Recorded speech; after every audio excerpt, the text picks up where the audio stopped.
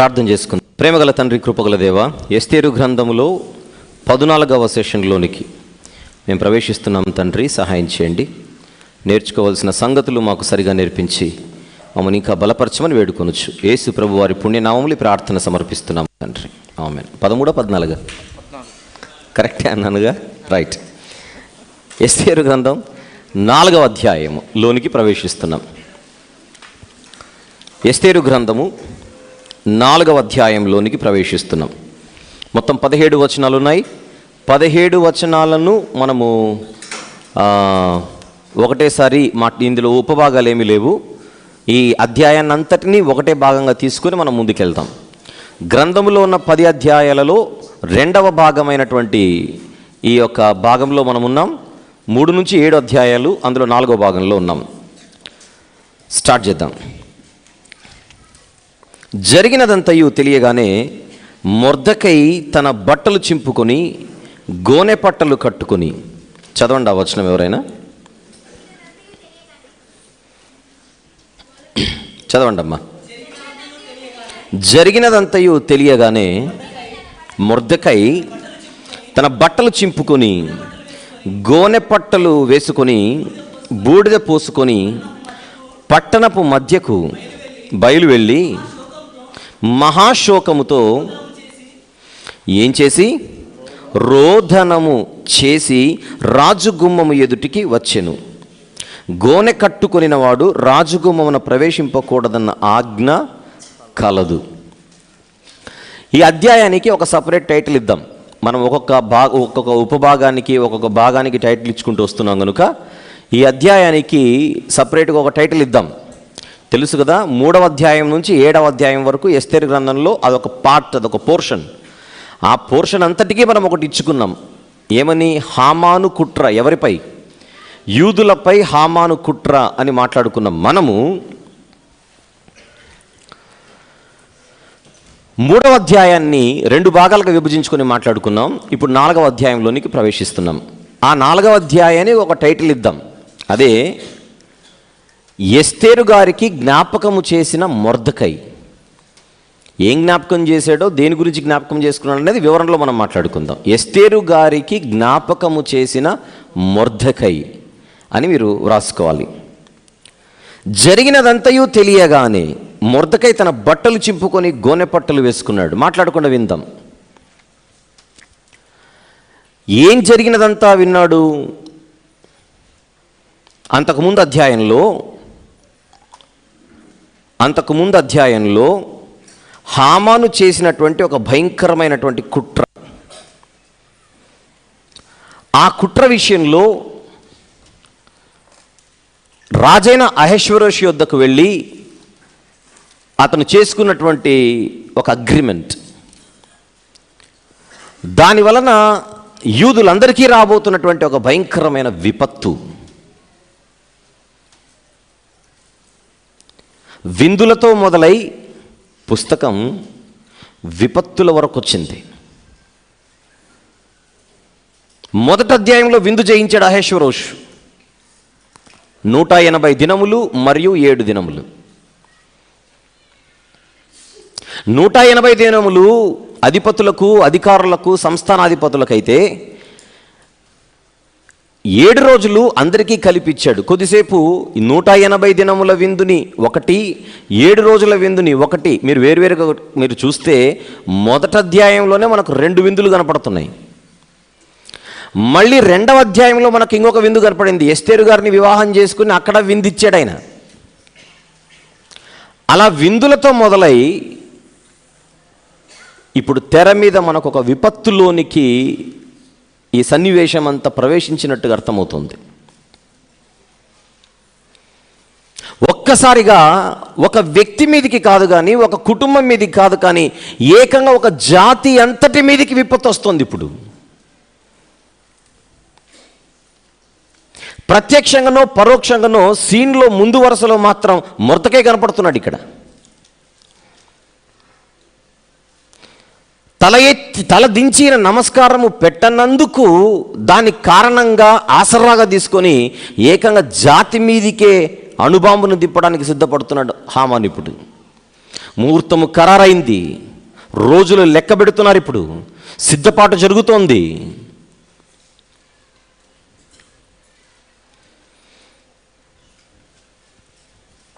తెలివైన మొర్దెకై అనుకుంటే దీని నుంచి తప్పించుకునే అవకాశం ఉందా అంటే తను చిన్న ప్రయత్నం చేయొచ్చేమో మనకు తెలియదు. కానీ ఇప్పుడు తన బాధ, తన దుఃఖం, తన భారం, తన వేదన ఇదంతా కూడా కేవలం తన గురించి మాత్రమే కాదు. ఆయన ఏడుపులో, ఆయన రోదనలో, ఆయన బాధలో నేను నశించిపోతున్నాను అన్న బాధ కాదు.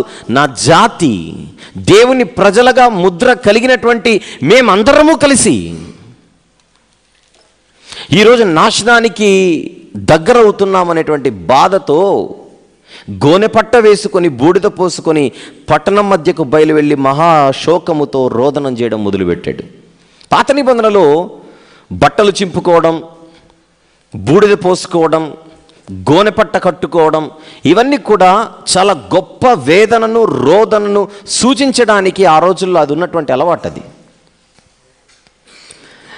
త్వరగా కొన్ని వచనాలు చూద్దాం. ఆదికాండము 37వ అధ్యాయం. ఆదికాండము 37వ అధ్యాయం.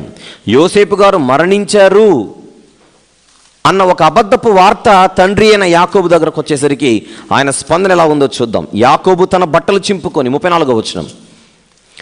ఆదికాండం 37వ అధ్యాయం 34వ వచనం.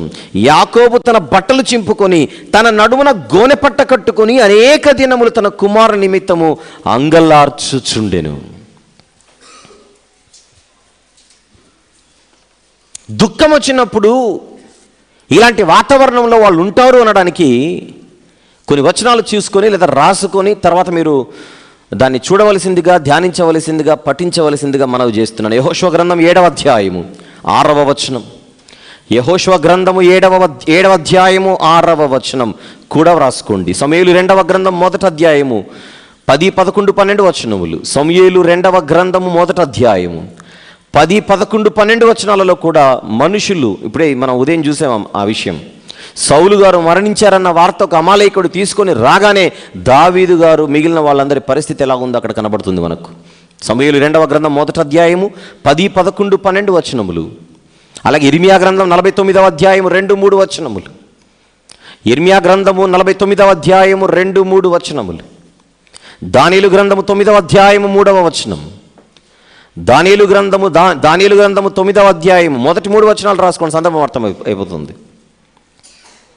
యోవేలు గ్రంథం 1వ అధ్యాయం 13వ వచనం. యోవేలు గ్రంథం 1వ అధ్యాయము 13వ వచనం. అలాగే యోనా గ్రంథము 3వ అధ్యాయము మొత్తం రాసుకోండి ప్రస్తుతానికి. ప్రారంభ వచనాలు మొదటి నుంచి 5, 6, 7 వచనములు. ప్రారంభము నుండి యోనా గ్రంథం 3వ అధ్యాయం ప్రారంభము నుంచి 6 వచనములు.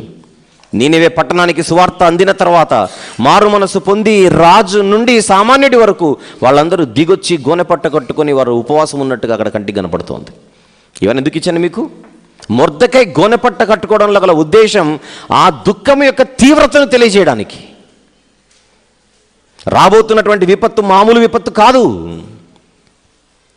ఇక్కడ మరొక విషయం ఏంటంటే ఈ వార్త ప్రజలందరికీ తెలిసిపోయింది, కేవలం ఒక మొర్దెకైకే కాదు. ఎందుకు? 3వ అధ్యాయంలో చివరి మాటలు ఏం చెప్పాడు? 14వ వచనంలో, అంటే 15 కంటే ముందున్న వచనం.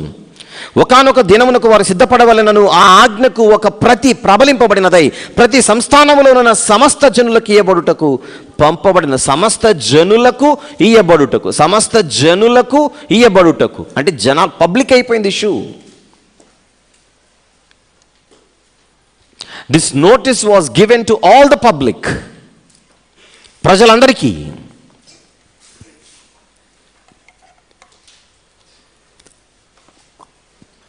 ఒక ప్రతి మొర్దెకై వరకు కూడా వచ్చేసింది. ఆయన షూషను కోటల దగ్గరే ఉన్నాడు కనుక అది చదివినప్పుడు ఇన్ డీటెయిల్ సవివరంగా అర్థమైపోయింది లోపల ఏం జరిగిందో. యూదా జాతి అంతా కలిసి రాజాజ్ఞను అనుసరించుట లేదనేటువంటి ఒక భయంకరమైన ఆరోపణను వారి మీద తోసి వ్రాసి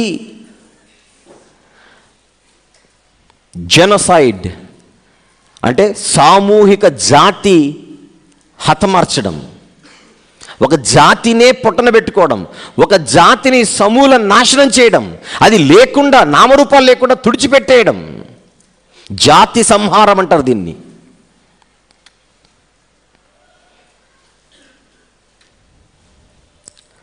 తన వారు నాశనానికి దగ్గరవుతున్నారన్న వార్త వినగానే ఈయన తట్టుకోలేకపోయాడు. పైపెచ్చు దానికి మంట ఈయన దగ్గరే మొదలైంది. అంతేనా? ఈయన దగ్గరే మొదలైంది. ఒకవైపు ఈ ఫీలింగ్, మరొక వైపు శత్రువు అనుకున్న దానికంటే ఎక్కువగా ఆ వ్యక్తి దీని గురించి ఆలోచించి ప్రణాళికలు రూపొందించడం. మొర్దెకైకి తెలుసు ఏదో ఒకరోజు ఏదో అవుతుందని. మొర్దెకై గారికి బాగా తెలుసు ఏదో ఒకరోజు నన్ను పంచాయతీలో నిలబెడతాడని. మొర్దెకై గారికి బాగా తెలిసే ఉంటుంది ఏదో ఒకరోజు నన్ను బోన్లో నిలబెట్టి నన్ను ప్రశ్నిస్తాడని. కానీ శత్రువు బహుశా తన అంచనాలకు మించి జాతి అంతటికీ ఎసరు పెట్టాడు. అంటే కొన్ని సందర్భాలలో దేవుని పరిచర్యలో భక్తులుగా భయము కలిగి మనం వెళుతుండగా మనం అనుకున్న దానికంటే అవతల వారి నుంచి ఎక్కువైనటువంటి స్పందన, ఎక్కువైనటువంటి పరిస్థితి, ప్రతికూలత మనకు ఎదురు కావచ్చు. మన జ్ఞానం మేరకు, మన ఆలోచన మేరకు ఇది జరగొచ్చని మనం అనుకుంటాం. కానీ అంతకంటే మించి ఎక్కువ జరిగే అవకాశం ఉంటుందని ఈరోజు ఇక్కడ కంటికి కనపడుతుంది హామాను విషయంలో. కేవలం ఆయన మాత్రమే కాదు, కానీ 3వ వచనంలో రాజు యొక్క ఆజ్ఞయు శాసనమును ఏ సంస్థానమునకు వచ్చెనో అక్కడున్న యూదులు ఉపవాసం ఉండి మహాదుఃఖములోను, ఏడ్పులోను, రోదనములోను మునిగిన వారైరి. అనేకులు గోనెను బూడిదను వేసుకొని పడి ఉండిరి. మొత్తం ఎక్కడెక్కడికైతే ఈ వార్త వెళ్ళిపోయిందో, ఏ సంస్థానాలకైతే ఈ వార్త వెళ్ళిపోయిందో, మొర్దెకై మాత్రమే కాదు, యూద జాతి ప్రజలందరి పరిస్థితి ఇలాగనే ఉంది. ఈ సందర్భంగా ఒక ప్రశ్న అడుగుతున్నాను. ఏ యూదా జాతి మీదకైతే ఈరోజు కత్తి మీద పడబోతుందో ఆ యూదా జాతిలో ఇంతమంది ఉన్నారని మనం లెక్క కరెక్ట్గా చెప్పలేకపోయినా కొన్ని లక్షల మంది ఖచ్చితంగా ఉండే ఉంటారు అన్ని సంస్థానాల్లో. ఈ లక్షలాది మందికి ప్రాణభయం పట్టుకుంది, మరణ భయం పట్టుకుంది, నాశనం అయిపోతున్నాం అనేటువంటి ఆలోచనతో వాళ్ళు ముద్దదిగట్లేదు ఇప్పుడు. అయితే ఈ జాతిలో ఉన్న 100కు 100% అందరూ కూడా భక్తులుగానే ఉండి ఉంటారంటారా? అందరూ భక్తులేనా యూదులలో? ఇప్పుడు ఇందులో భక్తిహీనులు కూడా ఉంటారు. ఏ యూదా జాతి మీదకైతే ఇప్పుడు ప్రమాదము పొంచి ఉన్నదో అందరూ భక్తులు కాదేవాళ్ళు. భక్తులతో పాటు భక్తిహీనులతో పాటు భక్తులకు అందరికీ లోకాన పెను ప్రమాదం పొంచి ఉంది. ఇప్పుడు ఈ పెను ప్రమాదం యొక్క లేదా విపత్తు యొక్క తీవ్రత ఎంతవరకు? మహా అంటే ప్రాణాలు పోతాయి,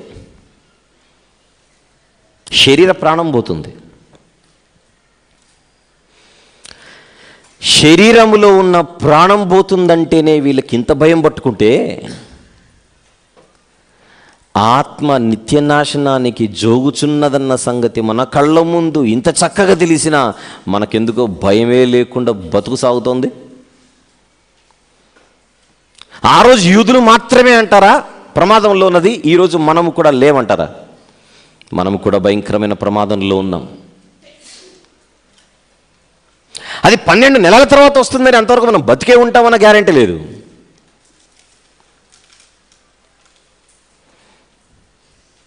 ప్రమాదం ఉన్నది అని తెలిసిన తర్వాత ఎంత భయంగా ఉన్నారో ఇప్పుడు వాళ్ళ కథ మనం చూస్తున్నాం.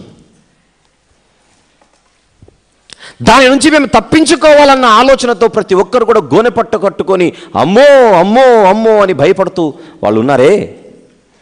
ఈరోజు మనందరి ఆత్మీయ స్థితిని మనం పరిశీలించుకుంటే మనము లేమంటారా ప్రమాదంలో అని అడుగుతున్నాను. యోబు గ్రంథంలో ఒక మాట ఉంటుంది, చూద్దాం. యోబు గ్రంథం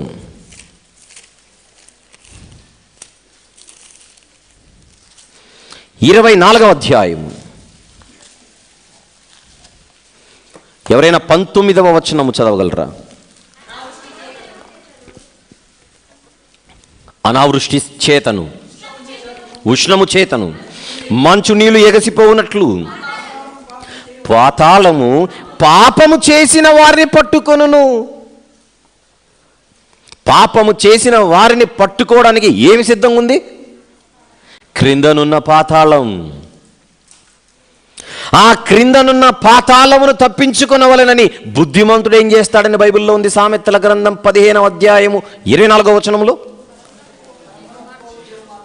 క్రిందనున్న పాతాళమును తప్పించుకొనవలెనని బుద్ధిమంతుడు పరమునకు పోవు జీవమార్గమున నడుచుకొనును. సామెతల గ్రంథం 15:24. అది పాపము చేసిన వారికి పాతాళం పట్టుకోవడానికి ఎదురు చూస్తుంటే,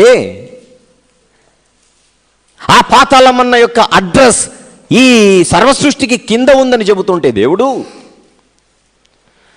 మనిషి ప్రాణము పోయిన మరుక్షణాన ఆ ప్రాణం పోయే సమయానికి ఆ వ్యక్తికి పాపం అంటుకొనే ఉంటే ఆ వ్యక్తి వెళ్ళిపోయేది పాతాళానికి. ఈ వాక్యం గత 3-4 రోజులుగా వింటున్నటువంటి మీలో ఎందరైతే ఉన్నారో, బాప్తిస్మం ఇంకా తీసుకోకుండా, బాప్తిస్మం ఇంకా తీసుకోలేదు అని అంటే దాని అర్థం ఇంకా మీరు పాపాలు కడుక్కోలేదు. ఈ రాత్రే పోతే ఆధార్ కార్డులో ఉన్న అడ్రస్ ఒకటి, మనం ఉండబోయే అడ్రస్ ఒకటి. పాపము వలన వచ్చు జీతము మరణం, నిత్యనాశనం. మనకెందుకో భయము కలుగుటలేదు. కళ్ళ ముందు కనిపించే ఈ ప్రమాదమే వీళ్ళలో ఇంత భయాన్ని పుట్టిస్తే, కనిపించని ఆ భయంకరమైన ప్రమాదం ఇంకే స్థాయిలో ఉంటుందో ఆలోచించండి. ఏ రూపంలో ఉంది మనిషికి చనిపోయిన తర్వాత ప్రమాదం? పాతాళ రూపంలో ఉంది. క్వశ్చన్ చెప్పమంటారా? దయ్యాలంటే మాకు భయం అనేవాళ్ళు ఎంతమంది ఉన్నారు? చేయొద్దండి. దయ్యం అంటే మాకు భయం. Very good. డే టైంలో అడిగాను కనుక మీరు చెప్పట్లేదు.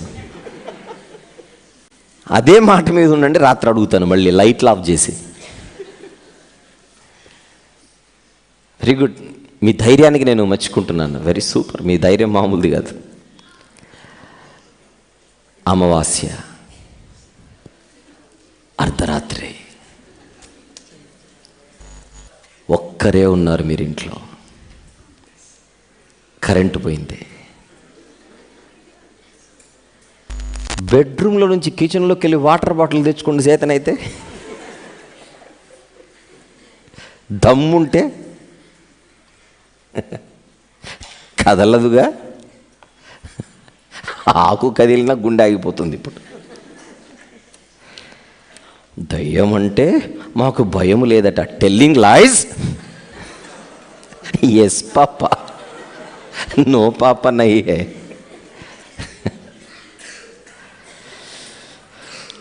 దేవుడంటే భయం అని నోటితో చెబుతాము కానీ గుండెల నిండా దయ్యం అంటేనే భయం మనకు. ఒప్పుకుందాం, నిజం. దయ్యం అంటే మనకు భయం. దయ్యానికి ఏదంటే భయమో చూడండి ఒక్కసారి లూకా సువార్తలో.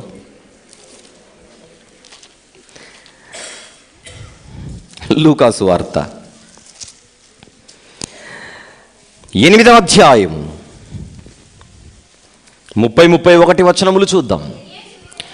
లూకా సువార్త 8:30-31. యేసు నీ పేరేమని వారిని అడుగగా, చాలా దయ్యములు వానిలో చొచ్చి ఉండెను గనుక వాడు తన పేరు సేన అని చెప్పి, నెక్స్ట్ మాట, పాతాళములోనికి పోవుటకు తమకు ఆజ్ఞాపింపవద్దని ఆయనను వేడుకున్నాయట దయ్యాలు. హలో, చూసారా? దయ్యం అంటే మనకు భయం, పాతాళం అంటే మనము భయపడే దయ్యానికి భయం. అప్పుడు పాతాళానికి మనం ఎంత భయపడి చావాలో చెప్పండి. భయం ఎక్కడుంది? ఎప్పుడైనా దేవుడు వచ్చి ఒరే నీకేం కావాలరా అని కోరుకుంటే ఒక్కసారి పాతాళానికి అలా చూపించి దింపించి కాదు, అది ఎట్లుంటుందో చూపించి వస్తే ఇంకా సువార్త సభలకు ఖర్చులు తగ్గుతాయి ప్రభు అని చెప్పొచ్చు మనం.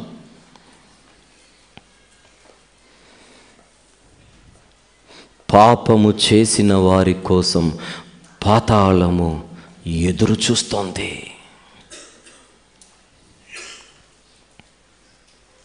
దానితో పోల్చితే హామాను నుండి ఈ శాసనము నుండి ఎదురు కాబోతున్న విపత్తు తక్కువేం చెప్పాలి. కానీ దానికే ఎంత భయం ఇక్కడ. కాకపోతే జాతి జాతి తుడుచుకు పెట్టుకుని పోయే ప్రమాదం ఉంది ఇప్పుడు. అందుకోసం అందరి పక్షాన అందరి బాధను తెలియచేయడానికి మొర్దెకై గారు ఎక్కడికి వెళుతున్నాడు? గోనె పట్ట కట్టుకొని రాజుగుమ్మమున అక్కడ వరకు వచ్చాడు. కానీ గోనె పట్ట కట్టుకున్న వాళ్ళు లోపలికి రాకూడదనే ఒక ఆజ్ఞ అక్కడ ఉంది.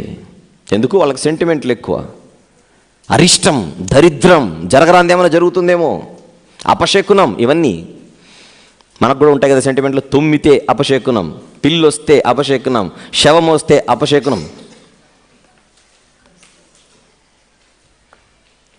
వాళ్ళకు అంతే.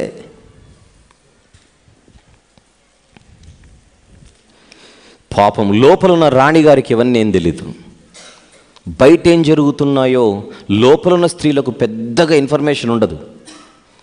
ప్రత్యేకించి అక్కడేంటి, స్త్రీలు దూరంగానే ఉంటారని మొదటి నుంచి మాట్లాడుకుంటున్నాం. అంత బయట జరుగుతుంది కథ అంతా.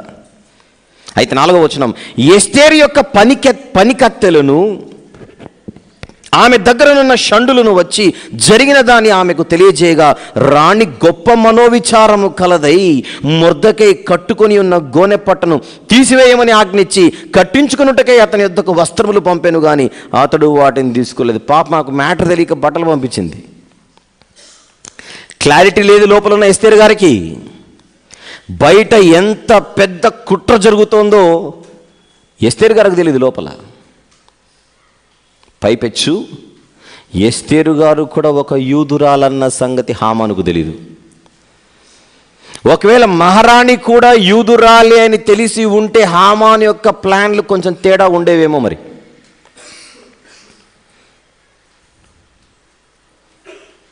పోతే ఉదయం సెషన్లో మాట్లాడుకున్నట్టుగా అహశ్వరోషి యొక్క అజ్ఞానము వలన ఇప్పుడు ఎవరి ప్రాణం మీదకి తీసుకొని వచ్చాడు? మొత్తం కథ అంతా కట్టుకున్న భార్య మీదకి. ఆల్రెడీ ఒక భార్యకు అన్యాయం చేశాడు. ఆవిడని ఇంటికి పంపాడు. ఈవిడని ఇంకొక లోకానికే పంపించి ఏర్పాట్లు చేశాడు తెలియకుండానే. యూదులకందరికీ విపత్తు అంటే అందరిలో రాణి లేదా, రాణి మీద పడదా? శాసనం అంతా తీవ్రంగా ఉందిగా. ఉంగరపు ముద్ర పడిందిగా.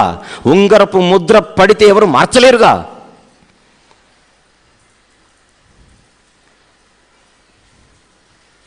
రాజుగారి రాజముద్ర పడగానే దూరమైన వష్టిని పిలుచుకోలేకపోయాడు. ఇప్పుడు ప్రమాదం బయట ఉన్న మీదే అంటారా, లోపల ఉన్న రాణిగారికి లేదంటారా? ఆవిడ మొర్దెకై సంబంధికురాలని ఒకరు కాకపోతే ఒకరికి తెలియకుండా ఎలా ఉంటుంది? యూదురాలు అన్న మెసేజ్ తెలియకపోయినా మొర్దెకై యొక్క సంబంధికురాలని ఎందుకు తెలీదు?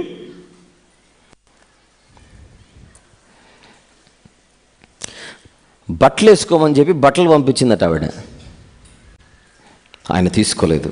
అప్పుడు ఎస్తేరు తన్ను కనిపెట్టి ఉన్నట్టుకు రాజు నియమించిన షండులలో హతాకు అను ఒకని పిలిచి, ఇంకో కొత్త షండు హేగే కనపడ్డాడు, షయష్గజు కనపడ్డాడు. కానీ హేగే ఏమో కన్యకలకు అధిపతిగా ఉన్నాడు, కాపరిగా ఉన్నాడు, కాయువాడిగా. షయష్గజు ఏమో ఉపపత్నుల కోసం ఉన్నాడు. ఇక్కడెవరు? ఇతను హతాకు, రాణిగారికి సహాయం చేయడానికి నియమింపబడిన షండులలో ఒకడు. ఆ హతాకు అను ఒకని పిలిచి అది ఏమైనది, ఎందుకైనది తెలుసుకున్నట్టుకు మొర్దెకై యుద్ధకు వెళ్ళమని ఆజ్ఞించెను. హతాకు రాజగుమ్మము ఎదుటనున్న పట్టణపు వీధిలో నుండి మొర్దెకై యుద్ధకు పోగా మొర్దెకై తనకు సంభవించినదంతయు యూదులను నాశనము చేయుటకు గాను హామాను వారిని బట్టి రాజు ఖజానాకు తూచి ఇచ్చేదనని చెప్పిన సొమ్ము మొత్తము ఇంత అనియు అతనికి తెలిపి వారిని సంహరించుటకై షూషనులో ఇవ్వబడిన ఆజ్ఞ ప్రతిని ఎస్తేరునకు చూపి తెలుపుమనియు ఆమె తన జనుల విషయమై రాజును వేడుకొని అతని సముఖమందు విన్నపము చేయుటకై అతని యొద్దకు పోవాలని చెప్పుమని దానిని అతనికిచ్చెను. హతాకు వచ్చి మొర్దెకై యొక్క మాటలను ఎస్తేరుతో చెప్పాను. మొత్తం చెప్పి పంపించాడు. ఇప్పుడు విచిత్రం ఏంటంటే బయటికి రిలీజ్ అయినటువంటి పత్రికలలో హామాను రాజు ఖజానాకు ఎంత ఇస్తానన్నది కూడా రాసేశారట. అది కూడా చెప్తున్నారు చూడండి. యూదులను నాశనము చేయుటకు గాను హామాను వారిని బట్టి రాజు ఖజానాకు తూచి ఇచ్చేదనని చెప్పిన సొమ్ము మొత్తము ఇంత. ఎంత? మీరు మళ్ళీ ఇంత అనకండి, ఎంతనో చెప్పండి. 3వ అధ్యాయం చూసి 9వ వచనంలో 20,000 మణుగుల వెండి. దాన్ని కిలోల లెక్కలో కన్వర్ట్ చేస్తే మణుగులు అనుంది అక్కడ. 20,000 మణుగులనుంది. కిలోలతో దాన్ని చూస్తే 3,40,000 కిలోల వెండట. ఎంత ఇస్తానన్నాడు ఆఫర్? 3,40,000 కిలోగ్రాముల వెండి.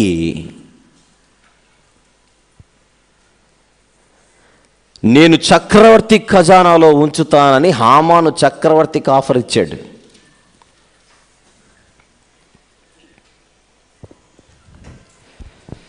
పగ ఎంత తీవ్రంగా ఉంది హామానుకి. మణుగుల లెక్కలో 20,000, ఇంగ్లీష్లో టాలెంట్స్ అని వాడి 10,000 అన్నాడు. దాన్ని కిలోలలో కన్వర్ట్ చేస్తే ఎంత వచ్చింది? 3,40,000 కిలోల వెండి.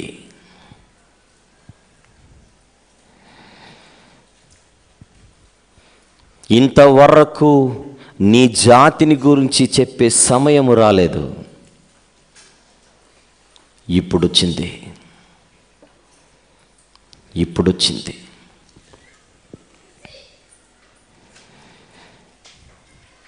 ఇక్కడ ఏమైనా మొర్దెకై తొందరపడ్డాడన్న ఆలోచన మనకేమైనా వస్తుందా?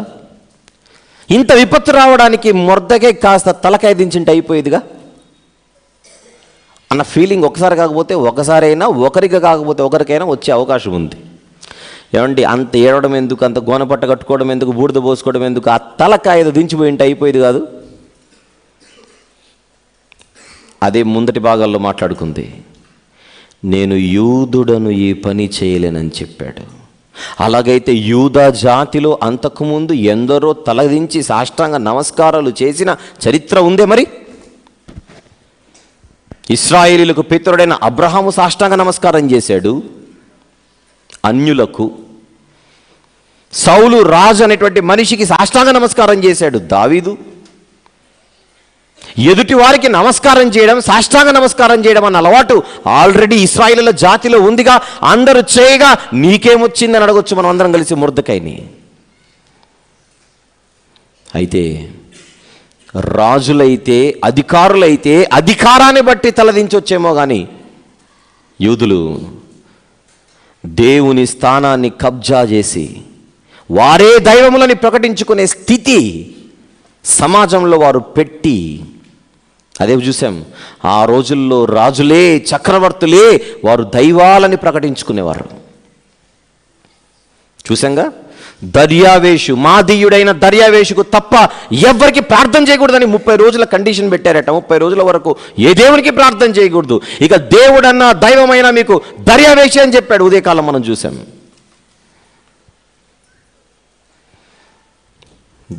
దినంతటికి ఏమాత్రం తీసిపోలేదు హామాను.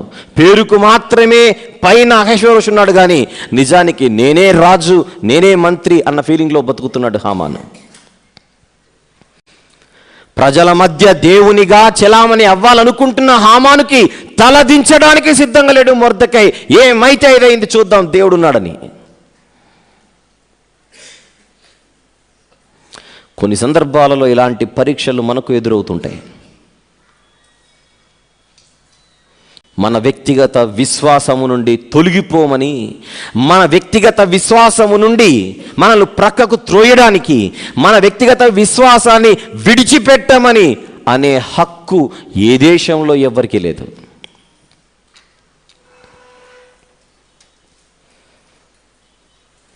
ఒక దేశంలో ఉన్నాము గనుక నీకున్న వ్యక్తిగత విశ్వాసాన్ని విడిచిపెట్టాలన్న హక్కు మనుషులు తీసుకుంటే, ఆ పరిస్థితులలో నువ్వేంటో, నువ్వు ఎలా నిలబడాలో అలానే నిలబడాలి. ఎవరిలా? మొర్దెకైలా. దాని వలన కొన్ని సందర్భాలలో ఏమెదురయ్యే ప్రమాదం ఉంది? విపత్తు.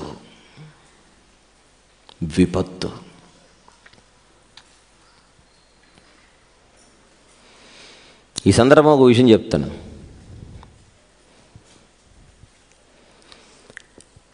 ఇప్పుడు ఈ 5 రోజులుగా మీకు వాక్యం చెబుతున్న స్పీకర్లలో ఒక స్పీకర్ గారి మెడ మీద, గొంతు మీద ఒక కత్తి ఉంది. ఇక్కడ వాక్యం చెబుతున్న స్పీకర్లలో ఒక స్పీకర్ గారి గొంతు మీద ఒక కత్తి ఉంది. ఏమో చెప్పనా? కత్తి. నువ్వు ఉద్యోగమే చేయాలనుకుంటే ఆ క్రీస్తుని గురించి ప్రచారం చేయడం మానేయాలన్న కండిషన్ పెడుతున్నారు ఇప్పుడు. ఉద్యోగమా క్రీస్తా? అప్పుడు మన సహోదరుడు ఏమని ఇచ్చాడో చెప్పిన జవాబు, తీసేసుకుంటే ఉద్యోగం తీసేసేయండి, ఆయన మాత్రం విడిచిపెట్టేది లేదని చెప్పాడు. ఇప్పుడు నడుస్తోంది ఆ కథ. ఈ వ్యక్తి ఎవరు, ఎక్కడెక్కడ ఉన్నాడు, ఏ బ్యానర్ మీద ఉన్నాడు, ఏ పోస్టర్ మీద ఉన్నాడు, ఏ ప్యాంఫ్లెట్లు ఉన్నాడు, అసలు ఈ వ్యక్తి చేసే ఉద్యోగం ఏంటి, ఆ ఉద్యోగం చేసే వ్యక్తి ఇక్కడ ఎందుకు తిట్టుకున్నాడు, ఈ పట్టుకున్న బైబిల్ ఏంటి, ఇవన్నీ ఎంక్వైరీ.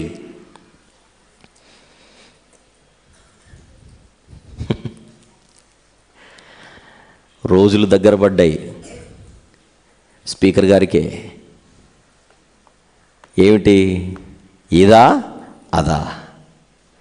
అర్ధరాత్రి నిద్ర లేపినా ప్రభుకే జై కొడతాడు కనుక సమస్య లేదు. ఎందుకు చెప్పాను ఇది? అప్పుడేదో మొర్దెకైకి వచ్చిందనే కాదు, ఈరోజు కూడా మన కళ్ళ ముందు ఇలాంటివి జరుగుతూనే ఉన్నాయి. ఏం చేయగలరు? మహా అంటే ఏం చేయగలరు? ఉద్యోగం తీసేస్తారు, అంతకుమించి ఏం చేయలేరుగా. ఉద్యోగం తీస్తే ఏమవుతుంది అంట. ఉద్యోగం ఉంటేనే 10 చోట్లకు తిరుగుతున్నాడు, లేకపోతే 100 చోట్లకు తిరగడు. వీడికి ఉద్యోగం తీసేయాలని సాతాను స్కెచ్ అది. దేవుడు నువ్వు తీసి చూడు ఎలా వాడుకుంటా, నేను చూపిస్తానంటున్నాడు అక్కడ. నువ్వు చేయరా నువ్వు అనుకున్నది, నేనేంటో చూపిస్తానంటున్నాడు దేవుడు అక్కడ.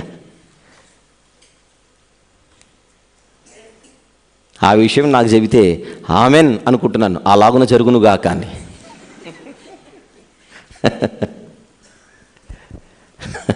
ఉంటేనే ఇంత జరుగుతుంది, లేకపోతే ఇంకే లెవెల్లో జరుగుతుంది.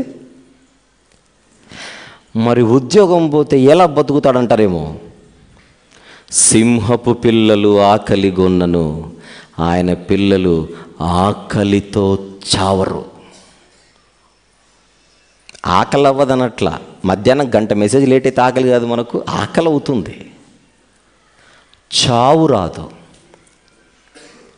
ఎప్పుడు గుర్తుపెట్టుకోండి, దేవుని సేవలో దేవుని పిల్లలకు చావు రాదనట్లేదు, కానీ ఆ చావు ఆకలి వలన రాదు.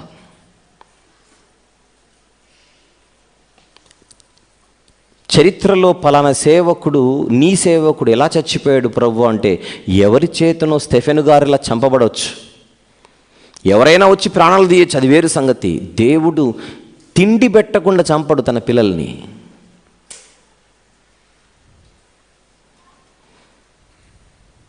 ఇది ఫస్ట్ పాయింట్. ఒకవేళ తిండి లేకే ప్రాణాలు పోవాల్సి వచ్చింది అనుకో, పోతే పోని త్వరగా వెళ్ళిపోతాం అక్కడికి. అది సెకండ్ పాయింట్ కూడా ఉంది. అన్నిటికీ సిద్ధపడినప్పుడే కదా లోపలికి దిగేది.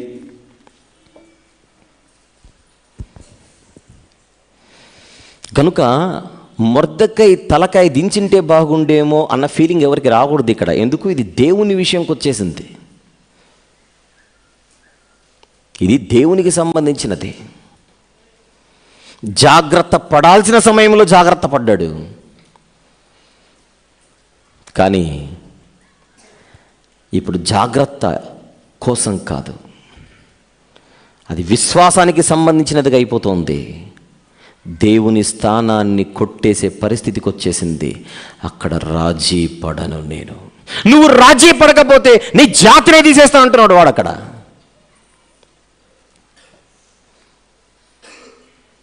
ఈరోజు ఇలాంటిది ఎప్పుడో ఒక్కసారి వస్తుందని ఎరిగిన దేవుడు 4 ఏళ్ల ముందే, క్షమించండి 5 ఏళ్ల ముందే రాణిగారిని లోపలికి పంపించాడు. ఎందుకు పంపించాడు అవన్నీ? ఈ రోజు వస్తుందని ఆ రోజు పంపించాడు. పాపం సాతాను గారి టైమింగ్ లేట్ అయింది, ఆయన రైట్ టైంలో ఉన్నాడు అక్కడ. ఇప్పుడు స్టార్ట్ చేశాడు మొర్దెకై గారు. దగ్గరికి వచ్చిన హతాకు అనేటువంటి షండుడికి మెసేజ్ ఇచ్చి పంపించాడు, అర్జెంటుకి ఇప్పుడు ఎస్తేరు చేయాల్సిన పని ఒకటి ఉంది. ఇంతవరకు ఏదైతే చెప్పొద్దని నేను చెప్పానో అది ఇప్పుడు చెప్పాలి. చక్రవర్తితో డైరెక్ట్గా యాక్సెస్ ఉన్న ఏకైక వ్యక్తి లోపలున్న రాణి. పైపెచ్చు మొర్దెకై మీ దగ్గరున్న రాణి ఎవరో కాదు, యూదురాలే అని చెప్పట్లేదు ఇక్కడ. ఈయన చెబుతున్నప్పుడు ఆ మాట తీరులో ఆల్రెడీ షండుడైన హతాకుకు ఎస్తేరు గారు యూదురాలన్న సంగతి లోపల బయటపడినట్టే ఉంది. ఈయన మాటల్లో ఏముంది? 8వ వచనంలో ఆమె తన జనుల విషయమై అన్నాడు. చూడండి మధ్యలో 3వ లైన్ అది.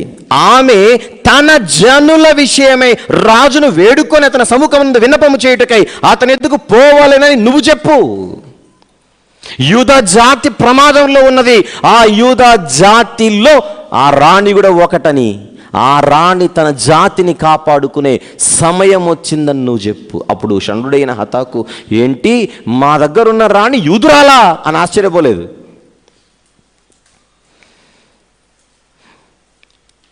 అసలు ప్రతిరోజు లేదా అప్పుడప్పుడు తరచుగా ఎస్తేరు గారి దగ్గర నుంచి మొర్దెకైకి, మొర్దెకై దగ్గర నుంచి ఎస్తేరు గారికి ఆల్రెడీ కమ్యూనికేషన్ ఫిల్ చేస్తున్నది వీళ్ళే.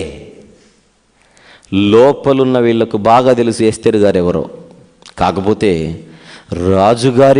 రాజుగారి వరకు ఆ విషయం వెళ్ళకుండా వీళ్ళు కూడా కవర్ చేస్తున్నారు. అందుకు లోపలున్న ఎస్తేరు గారిపై దేవుడు అందరికీ దయ కలిగేలా ఆయన వాతావరణము కలుగజేసి ఆవిడ అందరి వలన దయ పొందుతున్న స్థితిని మనం గమనిస్తున్నాం. ఏ వస్త్రము ధరించుకున్నది కనుక? దీన మనస్సు అను వస్త్రము ధరించుకున్నది కనుక. హతాకు వచ్చి మొర్దెకై యొక్క మాటలను ఎస్తేరుతో చెప్పెను. అంతటా ఎస్తేరు మొర్దెకైతో చెప్పుమని హతాకునకు సెలవిచ్చినదేమనగా, అదేనా? అంతటా ఎస్తేరు మొర్దెకైతో చెప్పుమని హతాకునకు సెలవిచ్చినదేమనగా, పిలువబడక పురుషుడే గాని స్త్రీయే గాని రాజు యొక్క అంతర్గృహమున ప్రవేశించిన ఎడల బ్రతుకున్నట్లుగా రాజు తన బంగారపు దండమును ఎవరి తట్టు చాపునో వారు తప్ప ప్రతి వాడు సంహరింపబడునన్న కఠినమైన ఆజ్ఞ కలదని రాజసేవకులకందరికీ అతని సంస్థానములలోనున్న జనులకందరికీ తెలిసి ఉన్నది. నేటికి 30 దినముల నుండి రాజునొద్దకు ప్రవేశించుటకు నేను పిలువబడలేదు. రాజదండము గురించి నెక్స్ట్ అధ్యాయంలో మాట్లాడుకుందాం. అపాయింట్మెంట్ లేకుండా ఎవరు రాకూడదట రాజుగారు ఉన్న చోటికి, ఇంక్లూడింగ్ రాణి. ఎందుకు? ప్రాణభయం, సెక్యూరిటీ ప్రాబ్లం. ఈయన పిలవకుండా, ఈయన అపాయింట్మెంట్ ఇవ్వకుండా ఎవరు పడితే వాళ్ళు, రాణితో సహా పిలవకుండా వస్తే 127 సంస్థానములలో ఆ సంస్థానాలకు అధినేత అయినటువంటి ఆయన టార్గెట్లో ఉండకుండా ఎలా ఉంటాడు? అంతేనా? ఒక నియోజకవర్గము నుండి ప్రజలకు ప్రాతినిధ్యం వహించేటువంటి ఒక శాసన సభ్యుడికి ఎంత బాడీగార్డులు, ఎంత ఎలాంటి పరిస్థితి ఉంటుందో మనం చూస్తాం. ఒక నియోజకవర్గానికి ప్రాతినిధ్యం వహించే వాడికి ఎంత సెక్యూరిటీ ఉంటే, ఆ వ్యక్తి మంత్రి అయితే ఇంకా సెక్యూరిటీ పెరుగుతుంది, ఆ వ్యక్తి ముఖ్యమంత్రి అయితే ఇంకా సెక్యూరిటీ పెరుగుతుంది. ఒక రాష్ట్ర ముఖ్యమంత్రి వస్తుంటే ఎలా ఉంటుందో ఒక్కసారి ఆలోచించండి. రోడ్లన్నీ ఖాళీ అయిపోతాయి. కొన్ని సందర్భాల్లో అంబులెన్సులు కూడా నోరు మూసుకొని ఉంటాయి పక్కన. అలాంటిది హిందూ దేశము మొదలుకొని, అంటే పాకిస్తాన్, ఆ పాకిస్తాన్ సరిహద్దు బార్డర్ అది మొదలుకొని ఖుషు దేశం వరకు 127 సంస్థానాలకి అధిపతి అయినటువంటి ఈయన సెక్యూరిటీ ప్రాబ్లమ్స్ లేకుండా ఎలా ఉంటాడు చెప్పండి. ఆల్రెడీ 2 కుట్రవని లేపేయాలనుకున్నారట. ఎవరొచ్చి ఏ పద్ధతిలో ప్రాణాలు తీస్తారో ఎవరికి తెలీదు. చూసారా లోక సంబంధికులకు ఎంత భయమో. విచిత్రం ఏంటంటే కట్టుకున్న భార్యను దగ్గర తీసుకోవడానికి కూడా 10 సార్లు ఆలోచించే పరిస్థితులు ఇవి. And the next point is 30 రోజుల నుంచి ఎస్తేరు గారికి అపాయింట్మెంట్ దొరకలేదట. 30 days నుంచి, అంటే పిలవలేదినా. ఎందుకు? పెళ్ళయ్యేప్పటికి 5 ఏళ్ళు అయిపోయిందిగా. క్లోజ్నెస్ తగ్గింది, లేకపోతే ఇంట్రెస్ట్ తగ్గింది. క్లోజ్నెస్ అనడం కంటే ఇంట్రెస్ట్ తగ్గింది. 5 ఏళ్ళు అయిపోయింది ఇప్పటికే. అలాంటి భయంకరమైన వ్యవస్థ ఇది. మరి ఇంతవరకు ఆయన నన్ను పిలవలేదు 30 రోజుల నుంచి, పిలవకుండా నేను పోతే నేను పోయే ప్రమాదం ఉందని చెప్పమని ఎస్తేర్ గారు మెసేజ్ పంపిస్తున్నారు. ఇప్పుడు ఆవిడిచ్చిన రిప్లైకి, సమాధానానికి మొర్దెకై గారు కళ్ళు తిరిగి ఆన్సర్ ఇచ్చి పంపించాడు బయట నుంచి. చూద్దాం జాగ్రత్తగా. వారు ఎస్తేరు యొక్క మాటలు మొర్దెకైకి తెలుపగా, మొర్దెకై ఎస్తేరుతో ఇట్లు ప్రత్యుత్తరం ఇచ్చి, రాజనగరిలో ఉన్నంత మాత్రము చేత యూదులందరికంటే నువ్వు తప్పించుకుందు అని నీ మనసులో తలంచవద్దు. హదస్సా, నువ్వు వాళ్ళకేస్తేరేమో, నాకు హదస్సానే ఆవిడ ఒరిజినల్ పేరు అది. బయటున్నాము గనక మా ప్రాణాలు పోతాయి, లోపలున్నావు గనక నీ ప్రాణాలు ఉంటాయి అనుకుంటున్నావేమో పొరపాటు. నేను నీకు గుర్తు చేయాలి అసలు సంగతి.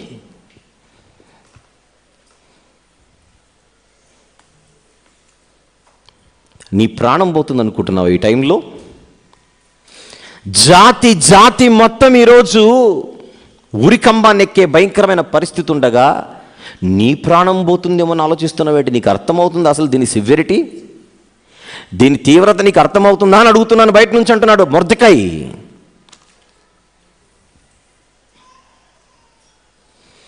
ఒక్కటి గుర్తుపెట్టుకో, నీవు ఈ సమయమందు ఏమియు మాటలాడక మౌనముగా ఉన్న ఎడల యూదులకు సహాయము, విడుదల మరి యొక్క దిక్కు నుండి వచ్చును. కానీ నీవును నీ తండ్రి ఇంటి వారును నశించిపోతారు. జాగ్రత్త.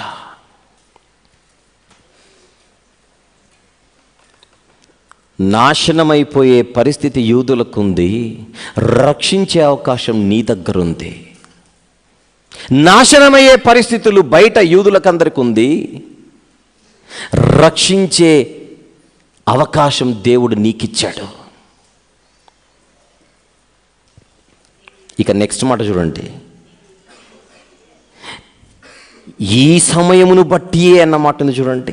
నీవు ఈ సమయమును బట్టియే రాజ్యమునకు వచ్చితివేమో ఆలోచించుకో. ఏం చెప్పాడండి ఆ మాట? 4వ అధ్యాయము 14వ వచనం. ఎస్తేరు గ్రంథం అంతటికి అత్యంత కీలకమైన వచనమే ఇది. ఎస్తేరు గ్రంథం అనగానే మీకు వెంటనే గుర్తుకు రావాల్సిన వచనాలు 4వ అధ్యాయం 13, 14 వచనాలు అంతే. మీరు పోయేంత వరకు, ఇంకా మీకు రేపు ప్రాణం పోతుందని 30 ఏళ్ళ తర్వాత డాక్టర్ చెప్పాడు అనుకోండి, అప్పుడు నాలాంటి వచ్చి ఎస్తేరు గ్రంథంలో వచనాలు చెప్పి అన్నాను అనుకోండి, పోయే ముందు కూడా ప్రాణాలు నిలబెట్టుకొని మీరు ఏం చెప్పాలి? ఎస్తేరు గ్రంథము 4వ అధ్యాయము 13, 14 అని చెప్పి చావాలి. అంత ఇంపార్టెంట్ వచనాలు అవి. అందులో ఒకటేంటి? రాజనగరులో ఉన్నంత మాత్రము చేత యూదులందరికంటే నువ్వు తప్పించుకుందు అని నీ మనసులో తలంచుకోవద్దు. ఇంతమందిని రక్షించే అవకాశం దేవుడు నీకిస్తుంటే నీ ప్రాణం పోతుందేమని భయపడుతున్నావేంటి? మొర్దెకై గారు ఈ మాటలు చెబుతుంటే యేసు ప్రభు ఏం చెప్పాడో నాకు అది గుర్తొస్తోంది. మార్కు సువార్త 8, ఎవరైనా 35వ వచనం చదవండి ఒక్కసారి. మార్కు సువార్త 8:35. తన ప్రాణమును రక్షించుకొనగోరువాడు దాన్ని పోగొట్టుకుంటాడు. అమ్మా, నా నిమిత్తము, సువార్త నిమిత్తము తన ప్రాణమును పోగొట్టుకున్నవాడు దాన్ని రక్షించుకుంటాడు. ఇదే మాటే కదా మొర్దెకై గారు చెబుతోంది మరొక్క శైలిలో. ఈరోజు నీ ప్రాణం పోతుందని, నీ ప్రాణాన్ని కాపాడుకోవాలనుకుంటున్నావేమో, పోతావు, జాగ్రత్త. దేవుడు యూదులకు విడుదల ఖచ్చితంగా ఇస్తాడు. ఆ క్లారిటీ నా దగ్గర ఉంది. మొర్దెకై చెబుతున్నమాట, యూదులకు విడుదల కలిగి తీరాలి. లోకరక్షకుని రాక జరగాలంటే యూదా జాతి బతికే ఉండాలి. ఇది మొర్దెకై గారికి బాగా తెలుసు.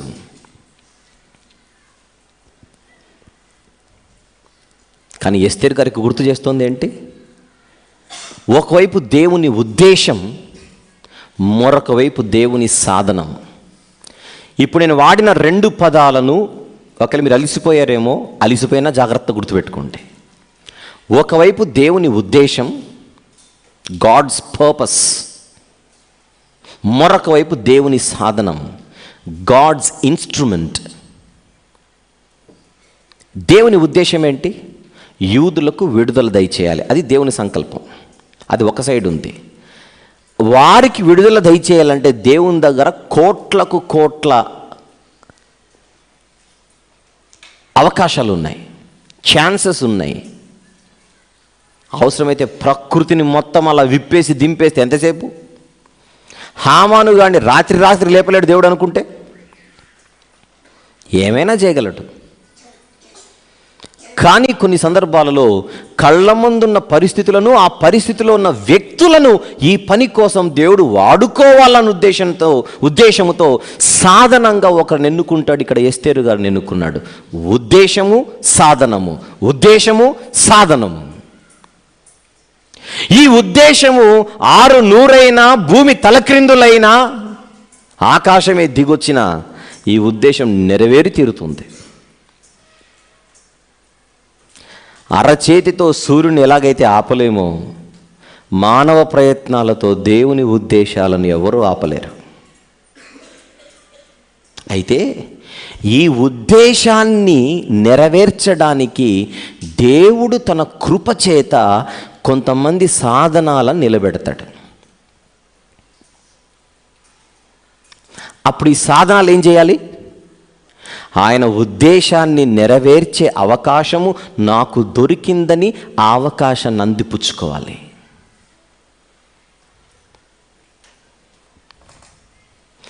ఈ సాధనం భయపడితే, ఈ సాధనం వెనుదిరిగితే, ఈ సాధనం ఒప్పుకోకపోతే, ఎన్ని దింపాలో చెప్పు అని దింపుతానంటాడు. మళ్ళీ ఎవరిని దింపాలో చెప్పు వారిని దింపుతానంటాడు దేవుడు. మళ్ళీ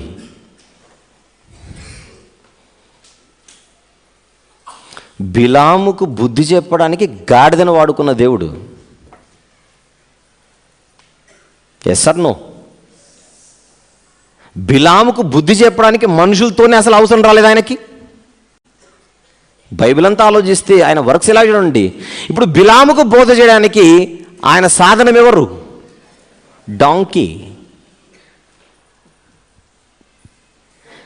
ఏలియా గారికి కడుపు నింపడానికి వాడుకున్న సాధనాలు ఎవరు? కాకోలములు.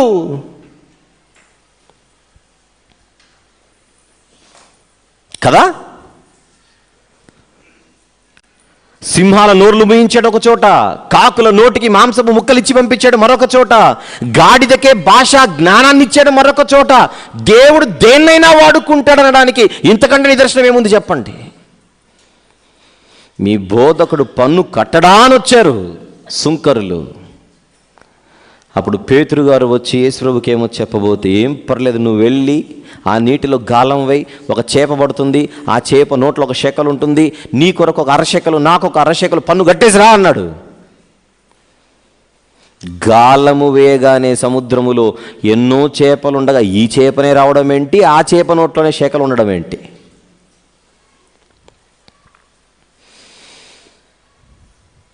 అబ్రహాము మాకు తండ్రి అని చెప్పుకుంటున్నారేమో, ఆయన అనుకుంటే రాళ్ల వలన పుట్టిస్తాడు. డైలాగు బాగుందని డెలివరీ చేయలేదు బాప్తిస్మిచ్చే యోహాను గారు. దేవునికి అసాధ్యమైనది ఏదీ లేదు.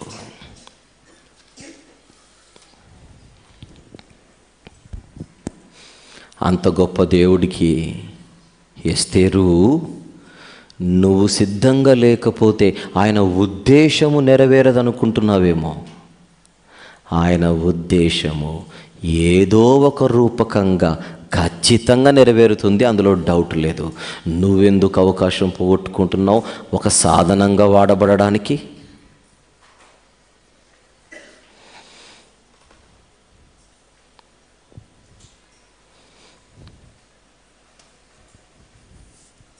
ఏమంటున్నాడు? నీవు ఈ సమయమును బట్టియే రాజ్యమునకు వచ్చితివేమో ఆలోచించుకో. 5 ఏళ్ల కిందట నువ్వు లోపలికి ఎందుకు వెళ్ళావో ఒక్కసారి వెనక్కి తిరిగి ఆలోచించు. బహుశా ఈ సమయము కోసమేనేమో. ఇంతమంది రక్షణ కోసం దేవుడు నిన్ను ఇక్కడ పెట్టాడేమో. ఐగుప్తీయుల చెరలో నుండి ఇశ్రాయేలును రక్షించడానికి ముందుగా ఐగుప్తు అంతఃపురంలోనికే పంపించాడు. మోషే గారిని పంపించి వాళ్ళ చదువులు నేర్పించి, అక్కడ మొత్తం నేర్పించి, ట్రైనింగ్ అంతా అక్కడే పూర్తి చేయించి, తర్వాత బయటకు వచ్చి వీళ్ళని తీసుకొని రా అన్నాడు అంతే సీరియస్గా. పారసీకపు అంతఃపురంలోనికి ఎస్తేరును గారిని పంపిన దేవుడు ఒకప్పుడు ఐగుప్తు అంతఃపురంలోనికి మోషే గారిని కూడా పంపించింది ఆయనే. చాలా కాలానికి అర్థమైంది మోషే గారికి, దేవుడు నన్ను రక్షించడానికే వీరి కోసం పుట్టించాడని. అది స్టెఫెన్ గారు చెబుతున్నారు. చూద్దాం 7వ అధ్యాయం అపోస్తలుల కార్యములు. అపోస్తలుల కార్యములు 7వ అధ్యాయం 25వ వచనము చూద్దాం. 23 చదివి ఇక్కడికి వద్దాం. 22 కూడా చదువుకుందాం. మోషే ఐగుప్తీయుల సకల విద్యలను అభ్యసించి మాటల యందును కార్యముల యందును ప్రవీణుడై ఉండెను. అతనికి 40 ఏళ్ల నిండా వచ్చినప్పుడు ఇశ్రాయేలీలైన తన సహోదరులను చూడవలెనన్న బుద్ధి పుట్టింది. ఇప్పుడు పుట్టింది బుద్ధి. 25 తన ద్వారా తన సహోదరులకు దేవుడు రక్షణ దయచేయుచున్న సంగతి వారు గ్రహింతురని అతడు తలంచెను. ఈయనకు క్లారిటీ ఉంది ఎందుకు దేవుడు నిలబెట్టాడు అని. ఈయనకు క్లారిటీ ఉంది ఒకప్పుడు నేను ఎందుకు అంతఃపురంలోనికి వెళ్ళాను అని.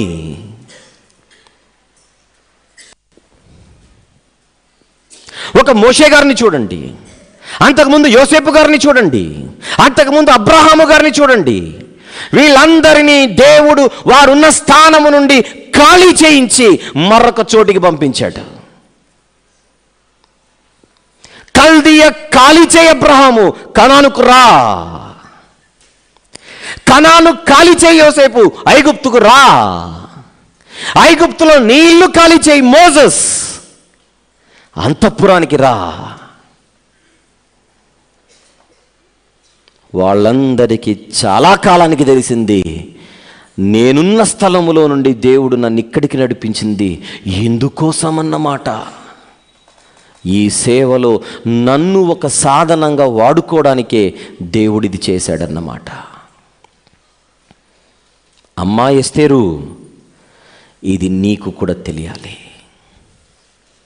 నా దగ్గరున్న నీవు అక్కడికి ఎందుకు వెళ్ళావు? ఈ టైం వస్తుందనే దేవుడు అడ్వాన్స్గా నిన్ను పంపాడు.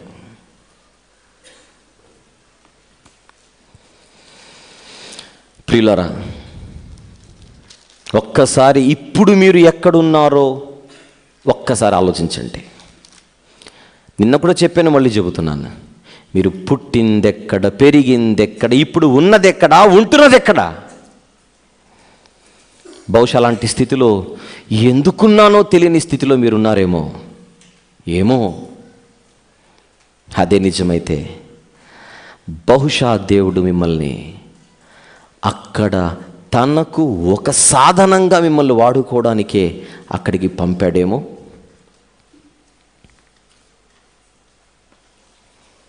ఈ సమయము కొరకే నీవు పంపబడితివేమో. గుర్తు తెచ్చుకో, జ్ఞాపకము చేసుకో, ఆలోచించుకో. ఒకనాడు ఎస్తేరు గారికి మొర్దెకై గారు చెప్పిన మాటలే ఈరోజు వాక్యం మనకు చెబుతోంది.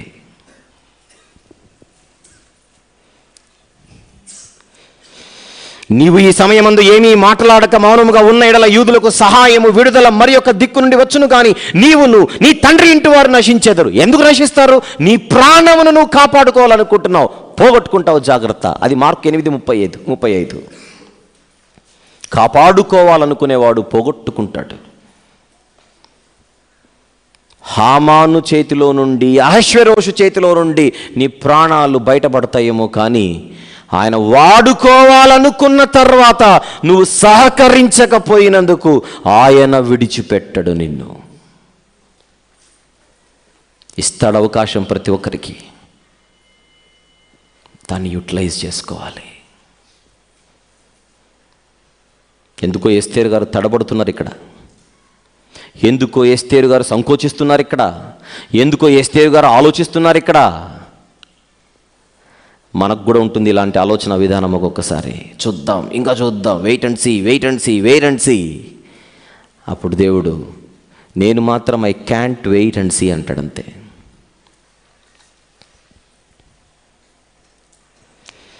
పదిహేనవ వచనం, అప్పుడు ఎస్తేరు మొర్దెకైతో మరలా ఇట్లా, నేను పాపం వెలిగిపోయింది ఇప్పుడు ఆవిడికి బల్బు, నీవు పోయి షూషను నందు కనబడిన యూదులనందరినీ సమాజ మందిరమునకు సమకూర్చి నా నిమిత్తము ఉపవాసం ఉండి 3 దినములు అన్నపానములు చేయకుండుడి, నేనును నా పనికత్తెలను కూడా ఉపవాసముందుము. ఓకే, వెళతాను. ఇప్పుడు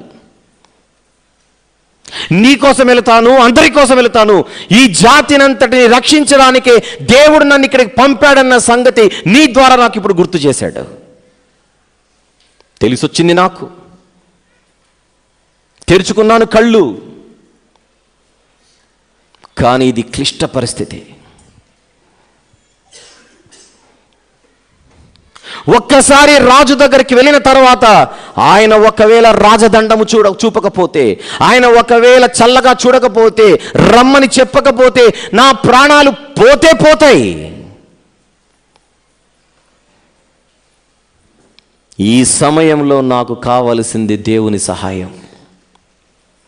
నేను ఉన్నది కోటలోనైనా, అందరూ నన్ను రాణి అంటున్నా, రాణినైనా, ఉన్నది కోటలోనైనా ఆయన సహాయం లేనిదే నేనేమీ చేయలేను. నా కోసం ప్రార్థన చేయండి. నేను వెళతాను, నా కోసం ప్రార్థన చేయండి. నా నిమిత్తము ఉపవాసం ఉండి 3 దినములు అన్నపానములు చేయకుండుడి. ఉపవాసం ఉండమన్నది అంటే ప్రార్థన చేయమన్నట్టే.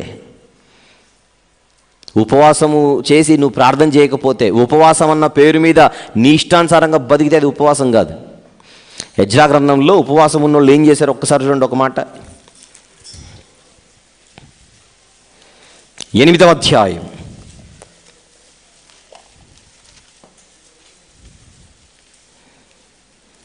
21వ వచనము తర్వాత 23వ వచనము. అప్పుడు దేవుని సన్నిధిని మమ్మల్ని మేము దుఃఖపరుచుకొని మాకును మా చిన్నవారికి మా ఆస్తికి శుభప్రయాణము కలుగునట్లుగా ఆయనను వేడుకొనుటకు అహవా నది దగ్గర ఉపవాసం ఉండుడని ప్రకటించి తిని. వేడుకొనుటకు ఉపవాసం, వేడుకొనుటకు ఉపవాసం. 23వ వచనం, మేము ఉపవాసం ఉండి ఆ సంగతిని బట్టి మా దేవునిని వేడుకొనగా ఆయన మా మనవి అంగీకరించెను. ఉపవాసం ఉంటే ఏం చేయాలట? నువ్వు ప్రార్థనలో ఉండాలి. మనమేంటో ఉపవాసం అని అన్నం మానేస్తాం, ఉపవాసం అని నీళ్లు మానేస్తాం, ఉపవాసం అని అన్ని మానేసి మన పనులు మనం చేసుకుంటాం, ప్రార్థన తప్ప. కొంతమందికి అలవాటు ఉంటుంది, సోమవారం అన్నం తినరు, లేకపోతే మంగళవారం అన్నం తినరు, బుధవారం, గురువారం, శుక్రవారం, శనివారం తినరు. తినడం ఒకటే మానేసి పనులన్నీ చేసుకుంటూ ఉంటారు. దానికి మాత్రం పెట్టుకున్న పేరేంటి? ఉపవాసం.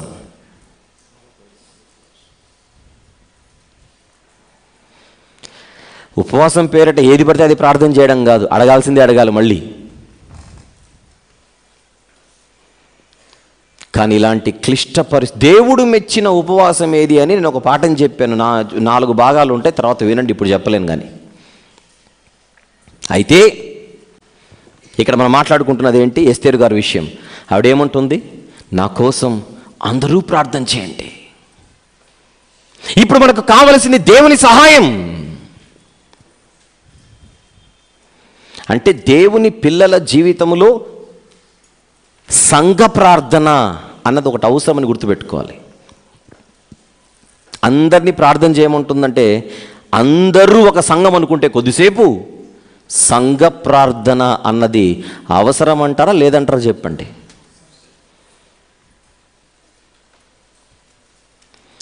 దేవుని పని చేయడానికి ఒక కీలకమైనటువంటి బాధ్యతను చేపట్టి ఇప్పుడు ఎస్తేరు గారు వెళుతుంటే వెనకలున్నోళ్ళందరినీ ఏం చేయమంటోంది?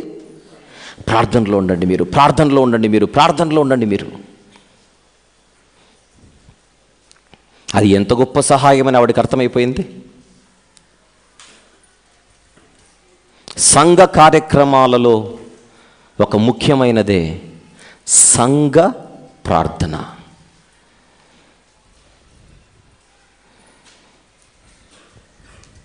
ఇక్కడ అది జరుగుతుంది. నా నిమిత్తం ఉపవాసం ఉండి 3 దినములు అన్నపానములు చేయకుండుడి, నేనును నా పనికత్తెలను కూడా ఉపవాసం ఉందుము. అంటే పనికత్తెలకు కూడా ఆవిడ ఎక్కించిందనమాట. పనికత్తెలకు కూడా చెబుతోంది నెమ్మదిగా. నిజానికి పనికత్తెలందరూ అన్యులే, పనికత్తెలందరూ యూదురాళ్ళేం కాదు. కానీ వాళ్ళు కూడా ఉపవాసం ఉంటారని ఆవిడ చెప్పిందంటే లోపలికి వెళ్ళిన ఆవిడ విశ్వాసమును గూర్చిన బోధ వాళ్ళకేదో చేసే ఉండాలి. లేకపోతే వాళ్ళు ఎందుకుంటారు ఉపవాసం? ఉపవాసం ముందుము ప్రవేశించుట న్యాయ వ్యతిరిక్తముగా ఉన్నను నేను రాజునొద్దకు ప్రవేశించుదును. మహా అంటే నేను నశించిపోతాను, నేను నశించినా నశించెదను. ఇఫ్ ఐ పెరిష్, నేను నాశనమైపోతాను. నువ్వు ఆలస్యము చేయకుండా వెళ్ళి నా కోసం అందరినీ ప్రార్థనలో ఉండమని చెప్పు, అందరినీ ప్రార్థనలో ఉండమని చెప్పు.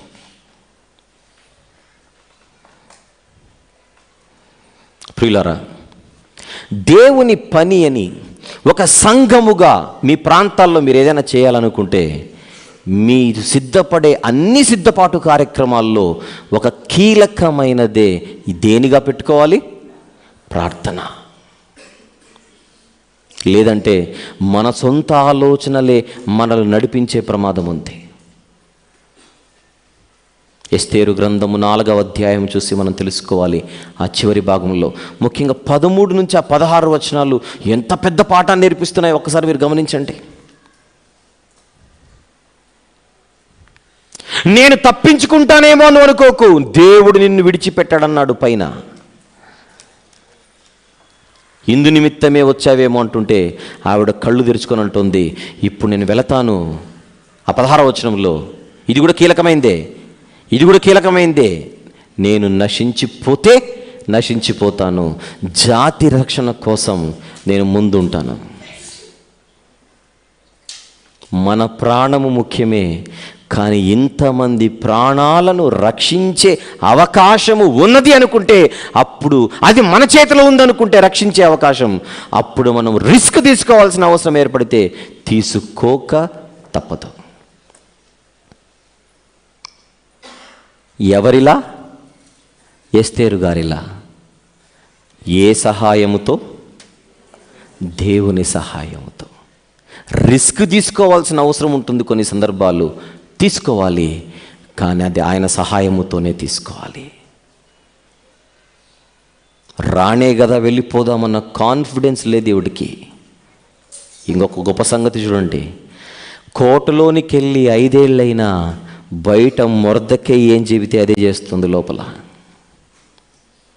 పోషించేటప్పుడు ఎలా విధేయురాలిగా ఉందో, పెళ్ళైన కొత్తలో ఎలా విధేయురాలిగా ఉన్నదో, పెళ్ళై ఇన్ని సంవత్సరాలైనా పెద్ద మనిషి చెబుతున్న మంచి మాటలకు తలదించి బతుకుతోందంటే ఈవిడ వేసుకున్న ఈ వస్త్రాన్ని ఆవిడ తీసివేయలేదన్నమాట. అలాంటి దీనులను దేవుడు ఎప్పుడూ ఆదరిస్తాడే కానీ విడిచిపెట్టడు. మంచి నడిపింపునిచ్చే మొర్దెకై లాంటి వారు ఉండాలి, చెప్పగానే వినే ఎస్తేరు లాంటి వాళ్ళు ఉండాలి. అవసరమైనప్పుడు దేవుని కొరకు అందరి కోసం ముందు నిలబడే సిద్ధపాటు కలిగినటువంటి ఎస్తేరమ్మనే ఈరోజు మనకు ఒక స్ఫూర్తిగా కనబడుతోంది. ఇలాంటి భయంకరమైన విపత్కర పరిస్థితులలో అందరూ కలిసి నా కోసం ప్రార్థన చేయమంటే అందరూ ప్రార్థనలోకి దిగారంటే ఆనాటి ప్రజలు కూడా ఒక పాఠాన్ని నేర్పిస్తున్నారు మనకు. అహష్వేరోషు నుండి యూదులందరి వరకు ఆ తరములోని వారు మనకు నేర్పిస్తున్న ప్రతి పాఠం మనము నేర్చుకొని ఆచరణలో పెట్టే ఆలోచన కలిగి మనం ఉండాలి. అప్పుడు మొర్దెకై గారు ఏం చేశారు? అటువలే మొర్దెకై బయలుదేరి ఎస్తేరు తనకు ఆజ్ఞాపించిన అంతటి ప్రకారము జరిగించెను. అందరూ ప్రార్థనలో ఉన్నారు. ఇప్పుడు కోట బయట ప్రార్థన, కోట లోపల ప్రార్థన. కారణం పరిస్థితులు, మనుషుల చేతులు దాటిపోయాయి. మనుషుల చేతిలో నుండి పరిస్థితులు దాటిపోయినప్పుడు వాళ్ళు పట్టుకోవలసిన పాదాలు దేవునివి, రాణి నుండి. అయితే దేవుడు పైనుంచి ఏదో మంత్రము చేసి ఆ కార్యాన్ని నెరవేర్చడు. ఆయన ఉద్దేశము నెరవేర్చడానికి భూమి మీద సాధనాలను వాడుకుంటున్నాడు. ఆ సాధనాలలో ఒకప్పుడు ఎస్తేరు గారు, ఈరోజు మీరు కావచ్చు, నేను కావచ్చు, మనందరము కావచ్చు. దాన్ని వినియోగించుకుంటే మనకు ధన్యత, పోగొట్టుకుంటే పక్కకు జరుగు అని చెప్పి ఇంకొక నిలబెడతాడంతే.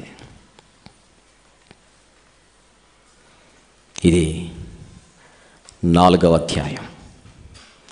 రాత్రి సభలో 5లోనికి వెళ్దాం, ప్రార్థన చేసుకుందాం. ప్రేమగల తండ్రి, కృపగల దేవ, 14 సెషన్లు ముగించుకున్నాం. ఇన్ని సెషన్స్లో మీరు మాకెన్నో పాఠాలు నేర్పించారు. భూమి మీద మీ పరిచర్య, భూమి మీద మీ ఉద్దేశం నెరవేరడానికి సాధనాలుగా మీరు వాడుకుంటున్నారు తండ్రి, మీరు కోరుకున్న వారిని. కానీ వాడుకోవాలన్న ఆలోచన మీకున్నప్పుడు వాడబడాలన్న ఆలోచన మాకు ఉండాలి. అప్పుడే అది మాకు ధన్యతగా మారుతుంది.